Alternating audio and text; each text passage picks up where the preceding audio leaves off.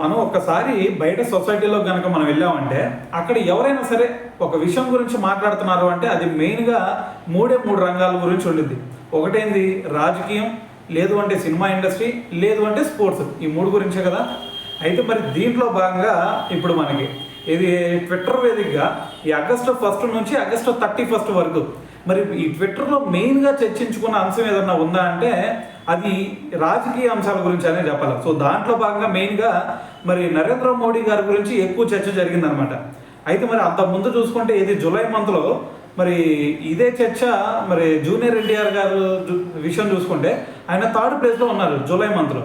అయితే ఇప్పుడు ఆగస్టు మంత్లోకి వచ్చేసరికి జూలై మంత్లో 3rd ప్లేస్లో ఉండి ఇప్పుడేమో 2nd ప్లేస్లోకి రావడం జరిగింది. సో 1st ప్లేస్లో వచ్చేసరికి నరేంద్ర మోడీ గారు ఉన్నారనమాట.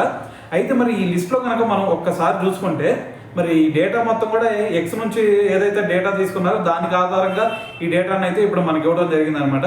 అయితే దీంట్లో మరి ఇంకా దాని తర్వాత ప్లేస్లో చూసుకుంటే విజయ్ గారు, దాని తర్వాత పవన్ కళ్యాణ్ గారు, దాని తర్వాత శుభ్మన్ గిల్, రాహుల్ గాంధీ గారు, దాని తర్వాత విరాట్ కోహ్లీ, అలాగే మహేష్ బాబు గారు, దాని తర్వాత MS ధోని, మరి రజనీకాంత్ గారు అయితే మరి ఈ లిస్టులో అయితే ఉండడం జరిగిందనమాట.